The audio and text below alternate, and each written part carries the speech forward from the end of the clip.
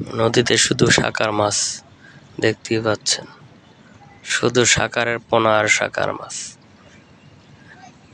যা অন্যান্য প্রাণী যেসব মাছ আছে সেগুলোকে নিঃশেষ করে নিজেই পুরো সমুদ্র দখল করে আছে। এই শাকার মাছ অনেক বড় হয় এবং ভয়ঙ্কর হয়, এবং সমস্ত মাছ খেকো এ মাছ অদূর ভবিষ্যতে মানুষ খেকো হয়ে যেতে পারে যে কোনো সময়। দেখতে পাচ্ছেন কিভাবে ঘাওয়াচ্ছে এই শাকার মাছের পোনা।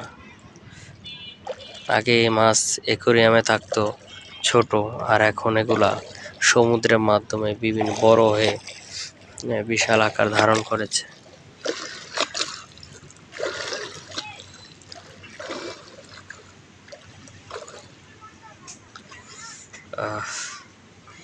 এই যে নদী, নদীর জোয়াল, নৌকা সারি সারি, একলা বসে আপন মনে বসে নদীর ধারে।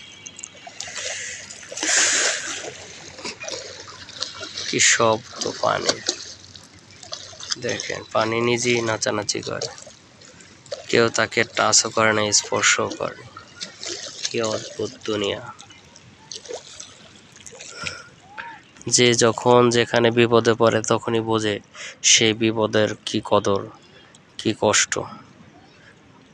আর যারা আনন্দে থাকে তারা বিপদের গন্ধ ছায়া বোঝে না এবং তাদের কষ্ট বুঝতে পারে না। তাই আমাদের সবারই উচিত বিপদকে স্মরণ করা এবং আল্লাহ তাআলার পথ নিদর্শন মতো চলা।